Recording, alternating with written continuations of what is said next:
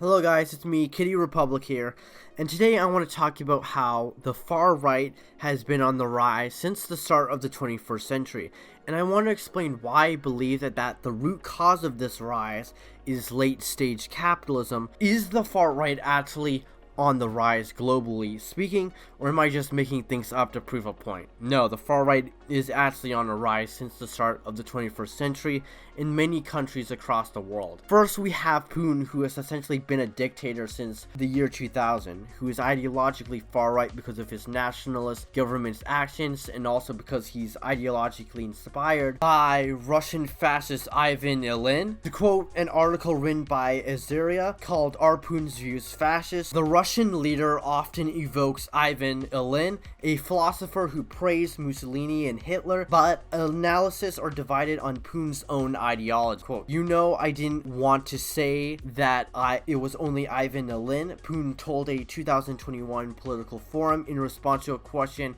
about the thinkers who influenced him.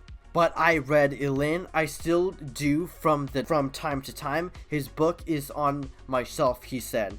Putin reportedly became a fan of Ilyin's work in the early 1980s when he served as a mid-level KGB spy in pro-Soviet East Germany. The Soviets banned the writings of Ilyin and other Russian emergers. An average Soviet citizen could end up in jail for years for merely owning a copy. And outside of Russia, we have fascists winning elections from across the world. In America, we have Trump, who's attempting to implement Project 2025, and as of writing this video, he is 42% done, which is not some number I'm making out of nowhere. The source is in the description. And when he does succeed in Project 2025, which he probably will, America is going to become a more authoritarian country. The entire US government is going to be dysfunctional, from all the government employees getting fully laid off. Meanwhile, Trump is centralizing the power of the president, ignoring court rulings, and essentially trying to make the president a king. In the 2025 German election, the party AfD, which is a party that wants Germany to become an authoritarian ethno-state, came second place and was only beaten by a more moderate conservative party.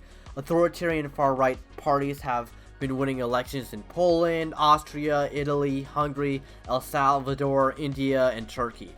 The far right has been much on a rise, but why do I believe that the root cause of fascists winning elections is because of late-stage capitalism? Well, it's because capitalism is globally in a crisis, and fascism is merely a reaction to that crisis. To preserve itself, the middle class in the United States is shrinking.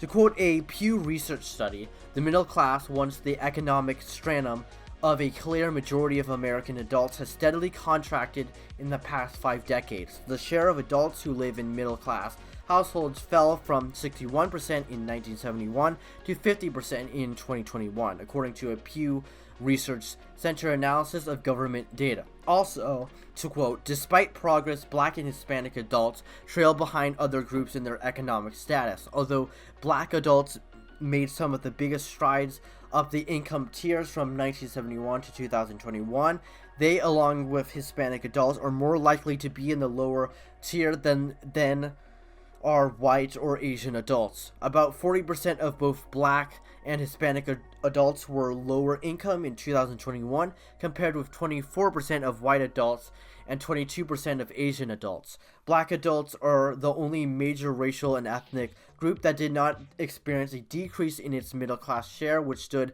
at 47% in 2021, about the same as in 1971. White adults are the only group in which more than half, 52%, lived in the middle class households in 2021, albeit after declining from 63% in 1971. At the top end, only about 1 in 10 Black and Hispanic adults were upper income in 2021, compared with 1 in 4 or more white and Asian adults. Since 2007, homelessness has been on the rise, almost reaching to 700,000 people who are homeless. The average sales prices of houses sold in the United States has gone up to 500,000. The majority of Americans agree that the affordability of buying a house is just getting worse and worse, and that the cost of living is also going up, which is true. To quote an article by AmericanProgress.org, Current housing policy has made it far too difficult for hard-working Americans to afford a home across the board. Americans understand that many of the problems causing prices to soar in the housing market are linked to the lack of adequate supply. 77% of Americans agree that with the statement, America has a housing shortage and we need more homes and rentals, including 74% of voters living in the suburbs and 76% of those in rural communities.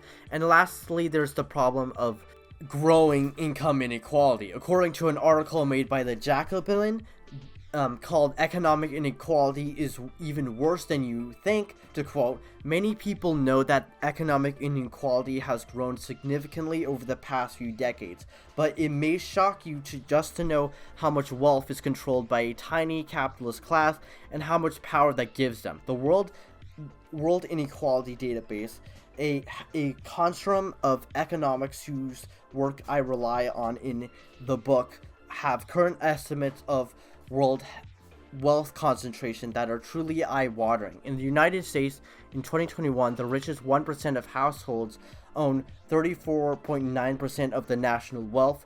Worldwide, the 1% owned 40.5% of all wealth. In country after country, the top 1 in 100 households owns around a third of whatever there is to own. Even more consistently, the bottom 50% has been about 3% and negative 3% of the national wealth. In other words, nothing to use a sophisticated economics concept. More surprisingly, perhaps, is that the same richest 1% took home 27% of the world's per capita wealth growth from 1980 to 2017. That's a big deal, since liberals and conservatives alike argue that the best way to address poverty or inequality is to grow the economy, but it turns out that this has left the ruling class with an even more lopsided share over the past several decades. In the United States in 2021, the richest 1% of households own 34.9% of the national wealth worldwide.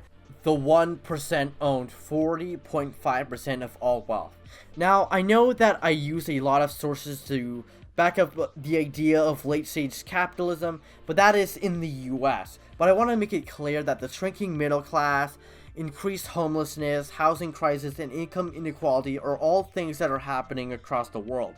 And I don't want to quote more things, but if you don't believe me, I have sources in the description that proves this. But the whole reason why I'm bringing up the economic condition in the world is because what causes fascism is material conditions, and all the problems that I just listed are problems caused by late-stage capitalism, and as capitalism lives on for more and more years, the problems are only going to get worse and worse.